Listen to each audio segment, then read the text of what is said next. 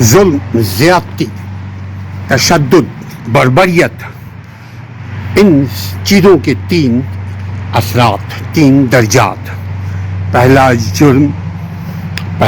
جرم کے نتیجے میں جو وہ ظلم کرتا ہے ظالم، وہ ایویڈنس چھوڑتا ہے، یعنی بدنی جرم، ظاہری جرم، ظاہری تشدد، ظاہری بربریت، ظاہری ظلم جو نظر آئے، جس کا ایویڈنس بدن پر دیکھا جا سکے، جس کے تدارک ہو، جس کی سزا اور جزا ہو، جس کی گواہی ہو، پیپر پہ ہو یا ایویڈنس ہو یا وربلی ہو۔ دوسرا ظلم، بربریت، تشدد، نفسیاتی تشدد، نفسیاتی بربریت، نفسیاتی ظلم، نفسیاتی زیادتی، وہ نظر نہیں آنے کو مگر چہرے پہ پھر بھی وہ نظر آتا ہے، جس کے ساتھ ظلم ہو رہا ہوتا ہے، جس کے ساتھ ظلم ہو رہا ہوتا ہے، اس کا چہرہ آپ دیکھیں۔ اگر آپ عام بھی انسان ہیں، ذرا سا بھی دل میں درد ہے، ذرا سا بھی دل میں لوگوں کے لیے محبت ہے، اخلاص ہے، لوگوں کے لیے بھلائی ہے، لوگوں کو کے دکھ کو، غم کو دیکھ کر خود انسان تھوڑی دیر کے لیے غم زدہ ہو جاتا ہے۔ یہ دوسرا سیکنڈ کائنڈ آف ظلم ہے، جس کی گواہی نہیں مگر جس پر بیتتی ہے اس پر نشانی کچھ نہ کچھ آپ دیکھ سکتے ہیں۔ تیسرا ذہنی جرم، ذہنی ظلم۔ ذہنی ظلم وہ ظلم ہے جس کا کوئی ایویڈنس نہیں، جس کا کوئی گواہی نہیں، لیکن یہ ظلم ہے، جس پر ظلم کیا جا رہا ہے، جس پہ ظلم ہو رہا ہے، جو ظلم سہ رہا ہے، صرف وہی محسوس کر سکتا ہے کیسے اس کو تنہائی میں رکھا گیا ہو، اس کے ساتھ کوئی بات چیت کرنے والا نہ ہو، اس کو کوئی دیکھنے والا نہ ہو، اس کا کوئی غم گسار نہ ہو، اس کا کوئی بھلائی پوچھنے والا نہ ہو، خیریت پوچھنے والا نہ ہو، اس کو جس حال میں بھی وہ ہے منہ گھما دیا جائے، اس کو دیکھ کر چہرہ کو گھما لے، یعنی اظہار نفرت کرے، تو یہ بھی ایک ظلم ہے، اور یہ ظلم بہت سنگین ظلم ہے، اس لیے کہ اس ظلم کی نشانی نہیں، کوئی ایویڈنس نہیں، کوئی بدن پر نشان نہیں، کوئی چہرے کے کسی حصے پہ کوئی نشان نہیں، مگر ظلم اس کے ساتھ ہو رہا ہے، زیادتی ہو رہی ہے، بربریت ہو رہی ہے، مگر نہ بدنی زیادتی ظلم اور نہ نفسیاتی، بلکہ ذہنی طور پر اسے اذیت دی جا رہی ہے۔ بڑی مائنر سا ڈفرینٹ ہے، مائنر بہت تھوڑا سا فرق ہے نفسیاتی زیادتی اور ذہنی زیادتی میں۔ نفسیاتی زیادتی اور ذہنی زیادتی یہ سبلنگ ہے۔ بات چیت نہ کرنا، انسان کے ساتھ رہنا پسند کرتا ہے، ایک عرصے تک اگر نہ رہے تو ظلم۔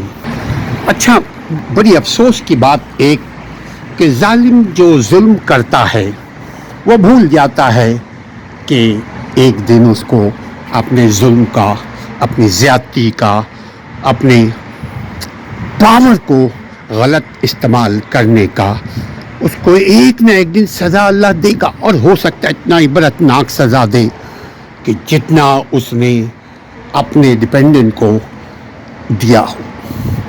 کبھی آپ دیکھیں شوہر بیوی کے ساتھ ظلم زیادتی کر رہا ہوتا ہے، کبھی آپ دیکھیں بیوی شوہر کے ساتھ ظلم زیادتی کر رہی ہوتی ہے، کبھی دیکھیں معاشرے میں بھائی بھائی کے ساتھ ظلم زیادتی کر رہا ہوتا ہے، کبھی آپ دیکھتے ہیں بہن بہن کے ساتھ، یعنی اپنے کے ساتھ، اپنے اپنوں کے ساتھ ظلم زیادتی کر رہے ہوتے ہیں۔ ایک لمحے کے لیے بھی نہیں سوچتے کہ اس کا جواب دینا ہے، ہر سوال کا جواب دینا پڑے گا، قیامت کے دن وہ اپنے قدم کو نہ اٹھا پائے گا جب تک یہ سوال کا جواب نہ دے دے. اور وہ جو مظلوم ہے، بے بس ہے، لاچار ہے، وہ عورت ہو مرد ہو، کسی بھی رشتے میں بندھا ہوا ہو، اس کو وہ فریاد اللہ کے پاس لے کر جائے گا کہ اللہ مجھ پر اس نے بڑا ظلم کیا، بڑی مجھ پر زیادتی کی ہے، مجھے انصاف چاہیے. تو آپ بتائیے، یہ 100 سالہ زندگی میں ہارڈلی بول رہا ہوں، 100 سالہ زندگی کب تک اس زندگی میں گناہوں کا بوجھ اٹھا کر چلے گا؟ اس سے پہلے کہ موت آئے گناہوں سے معافی مانگ لو. گناہوں سے معافی کا مطلب جس کے ساتھ ظلم، زیادتی، تشدد، بربریت، حیوانیت کی ہو، اس سے معافی مانگ لو. وہ معاف کر دے گا، اللہ معاف کر دے گا. وہ معاف نہیں کرے گا، اللہ بھی معاف نہیں کرے گا. یہ نظام قدرت ہے، نظام الہی ہے. ظلم کرنے سے پہلے سوچ لیجئے کہ جتنا کریں گے اتنا سہنے کے لیے بھی تیار ہو جائیے. اور اللہ کے یہاں اگر یہ مقدمہ پہنچ گیا، بندہ کمزور ہے، بچہ کمزور ہے، بیوی کمزور ہے، بہن کمزور ہے، ماں کمزور ہے، غریب کمزور ہے، اپاہج کمزور ہے، مجبور کمزور ہے، کمزور کی دعا دیر سویر ضرور رب تک پہنچتی ہے. رب تک تو اسی لمحے میں پہنچ جاتی ہے، لیکن ایک وقت مقرر ہے فطرت کا بنایا ہوا. دنیا میں اس کو پیغام ملتا ہے کہ ٹھہر جا، رک جا، توبہ کر لے، جس کے ساتھ تو نے زیادتی کی ہے اس سے معافی مانگ لے، اس کمپنسیٹ کر لے، اس کو ہرجانہ دے دے، اس کو جرمانہ دے دے اور اپنے گناہوں کو معاف کروا لے. ورنہ مر گیا تو پھر دنیا کے کھاتے، عمل کے کھاتے بند. ظلم، تینوں قسم کے ظلم سے بچیے، زیادتی کرنے سے بچیے، ظالم کرنے سے بچیے، ظالم بننے سے بچیے، مظلوم کی بد دعا لینے سے بچیے.